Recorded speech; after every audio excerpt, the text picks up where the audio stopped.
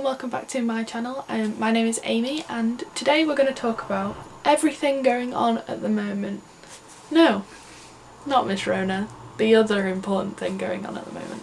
With the riots and the peaceful protests and some of the looting and everything going on. One of the questions that keeps cropping up on my Twitter and my Instagram and my Facebook and everywhere I seem to look. So the question, why not all lives matter?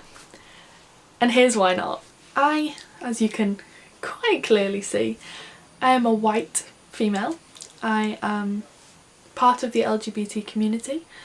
I have faced adversity in my life, but I've never faced adversity, discrimination, anything because of my race. My history as a white person is associated with white supremacy, the Holocaust and ethnic cleansing, whitewashing, blackface, slavery, cultural appropriation and police brutality. I'm sure every single black person could tell you about what kind of racism or discrimination that they've faced today, or someone in their families faced today, or one of their friends. Mostly in the US, but I am British. As the UK, we cannot say we are solely innocent, but today I'm just going to focus on the US because of the riots that are going on at the moment in the US. Now, this history of us exploiting black people for their culture, for their labour, for whatever, police officers and general public, because they're not the only racists in the world, deemed necessary, we have established a position of power. We've established a hierarchy and a certain privilege that comes with the tag I am white. And this privilege, this hierarchy, is being used to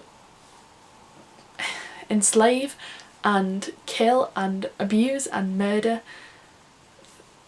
people who, quite frankly, don't deserve it, obviously. And this sort of belief in white superiority and white supremacy has led to historical events such as the Holocaust and the apartheid in South Africa, but not just those things, but also everyday racism and everyday encounters that black people experience from white populations, whether that's people in government or not, that is only just becoming documented. It's something that is unprecedented. It's unprecedented of being in a world of social media where everything's recorded, everything's filmed, everything's uploaded, everything's talked about. Therefore, as a white person, my life has never been questioned as to whether it matters. Being questioned as a white person doesn't mean you've never faced any kind of adversity in your life. It doesn't mean that you've never thought, my life doesn't matter, to the police, to the government, to the criminal justice system. It doesn't mean that. It means because of your race, you have never faced whether your life matters. And nobody should ever have to face that question of whether their life matters. And that's why the Black Lives Matter movement is so important in today's current climate. There was this analogy I saw on Twitter, and in terms of the All Lives Matter bullshit that you see people spewing, and I wanted to read it to you. I will put the handle on screen and I'll put their link down in the description because I didn't come up with this analogy, but I thought it was a way that I could communicate with people in my life to try and tell them why all lives matter is not the appropriate term. Imagine your child dying and you are giving a eulogy explaining what your own child meant to you and how special your child was, and then someone grabs the mic and says, actually all children are special. Just like I can't as a white person be like, oh, but white lives matter, all lives matter, because of course my life matters, because there's never been a question that my life matters. All lives can't matter until black lives do, because of the fact that white lives obviously are shown by people in power that they do matter, by the fact that we're not discriminated against, we're not fought against, we're not raped or pillaged or murdered because of our race. So the next part I wanted to go into with this video was, now that I understand that I am a privileged person as a white person, what can I do with my privilege to ensure that I can try and contribute to the movement and helping ensure that Black Lives Matter in policy? and in practice. The first thing that I'd say to do, that if your country or state or city are participating in a protest, peaceful protest, please try and give your support by going down there if it is safe for you to do so. The important thing is that as a white person, you're not going to be villainised for these riots, and that's what's a scary thing, that because you are white, it acts as an armour that the police don't see a white person as being a threat. If you're at one of those protests and you're using your voice as a person of privilege, higher up in the hierarchy that shouldn't exist, you can offer your voice to somebody who doesn't have as amplified of a voice. Offer your voice to a black person and acknowledge your white privilege in those situations of a protest, and make sure that you are offering some kind of allyship.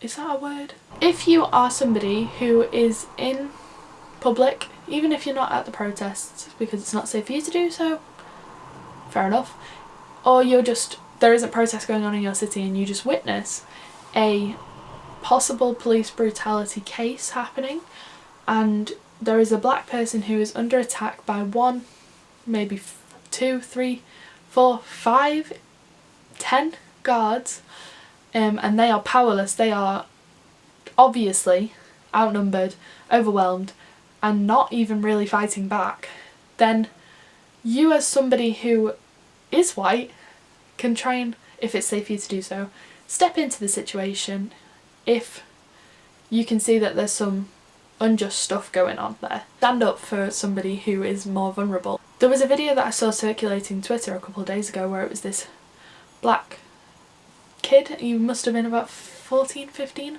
on the floor on his knees holding his hands up, and because the police were approaching in riot gear, and I assume it was his friend, I'm unsure, this little white girl who was a similar age stood in front of him whilst the police marched and tried to push him out the way, and it was very important that she was doing that because, as it said in the clip that I've linked here, this police officer said, "Why are you worried? We only killed black people, remember?" And that is an actual statement that was given, that was recorded by a person who was pulled over by a police officer who was white, and that, the fact they're aware, is an issue. If it's not safe for you to intervene in a situation, which obviously is not going to be safe all the time, try and record the situation. Now, I'm not just saying watch a man get murdered and just record, but if there's nothing else you can do, getting that recorded footage is so important in making sure that their voice and their story gets heard and they get justice for being abused, or if it does eventually end up them being murdered. In the case of George Floyd that recently occurred on the 25th of May, without the passerby recording that, people on the internet wouldn't have been so outraged. They wouldn't have known. There is millions of other cases that obviously must occur behind closed doors that we're not aware of because they're not recorded. The next thing that you can do with your white privilege is attempt to educate yourself and others. I know that education is something that people are very reluctant to do. Somebody who's ignorant to a situation is very reluctant to try and educate themselves often. People often won't voluntarily look for this information. So you need to try and, when you're at a family gathering and they're talking about it and you hear someone in your white family saying the N-word, correct them, tell them that that's not okay. If you hear people saying that, if you are educated and you are researched to the point that you can name these people, you've signed the petitions, you've donated to the causes, you know their names, you know their stories, you can use that to try and hopefully change some opinions. As I said, that analogy that I used before, I was able to use that analogy to explain to my mum and my nan why all lives matter is not an okay phrase. The next topic I wanted to discuss was the why all cops? Why not some cops? Now, cops is a word that we don't really use in the UK, so I know it sounds very strange coming out of my mouth. We generally say police officers. Zach Kornfeld, who's part of the Try Guys, did a thread about how, talking about Milgram, who was the last video I did on this channel, before all these protests started, talking about how Milgram's study demonstrates that people who are in uniform, further illustrated by Zimbardo, Banks and Haney, the Stanford prison experiment, which I'm going to plan a video on soon. Those studies illustrate how somebody who is in a position of power, someone in a uniform who's respectable, who's prestigious, they will be able to make people obey a situation that it is all cops, because all cops are following guidelines. It seems like a very big jump to compare the police officers to the Nazis, and I'm not saying that police officers are Nazis. I'm saying that people are impressionable.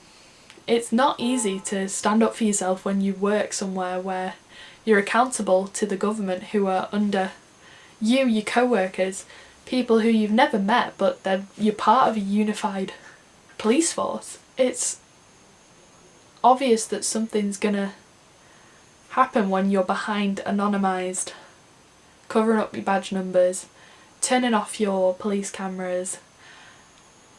It's obvious that some people are going to abuse that power. His thread, I'll link that down below, along with other useful resources that I think are relevant to this video, but also the general Black Lives Matter movement, so you can try and hopefully educate yourself if you're not already. And I'll also link down some petitions that you can sign. I've been signing every petition that comes in my way, and if you can, there's a few different places you can donate to. The idea of all cops and the all cops movement is the fact that, although it, as people do say, it isn't all cops, it's some cops who specifically go out and murder people like George Floyd. Those police officers, as part of a conscious decision to join the police, are supporting a fundamentally flawed and institutionally racist organisation, system, specifically in the US, but not exclusively in the US. We also have our issues here and in many other countries. They are derived from the slave patrols. They, no matter how much reform that a governmental mandate will push into them, they don't change. The fact that these officers are protected by qualified immunity, which is something that Eve Cornwell discussed in detail. I'll link her video down below because it was very informative, and I'll link her petition down below as well. These police officers being protected by these different pieces of legislation, and it's actually the most disgusting piece of history that I've witnessed. From Eric Garner on July 17th in 2014, uttering his last words, "I can't breathe," whilst he was being killed by a police officer, to the 25th of May 2020, where George Floyd uttered his last words of "I can't breathe" at the hands of a police officer, highlights how no matter how much reform that police officers and their system are given, they are fundamentally and institutionally racist and are not going to change unless there is significant changes to the way the police is run.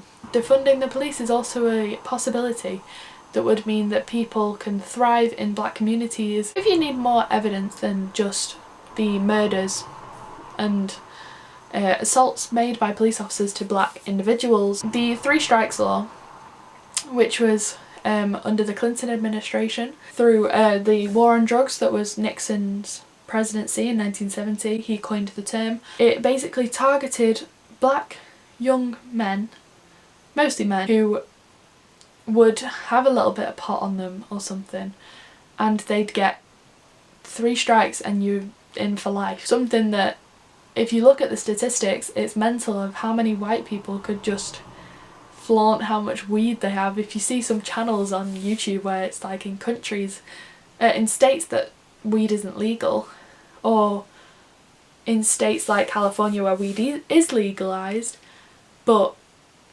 thousands and thousands of black people are facing life due to the law change being after they were caught with a bit of weed. It's just something, if you read into it, it's hard to stop reading it because it's so disgusting and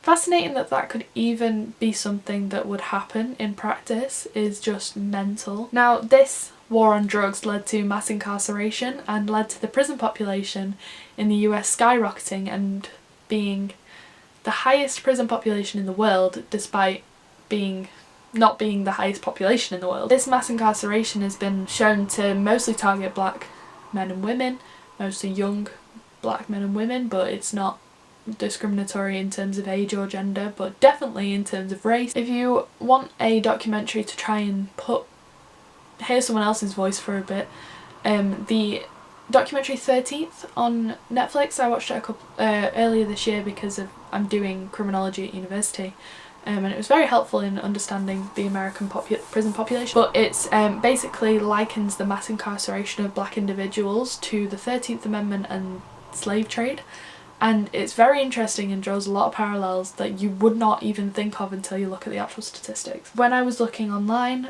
for some statistics about the prison population, I discovered that 30% of the prison population in the US is black males, but black males only make up 8% of the entire population of the US. Prison populations are so disproportionate to the actual population. It's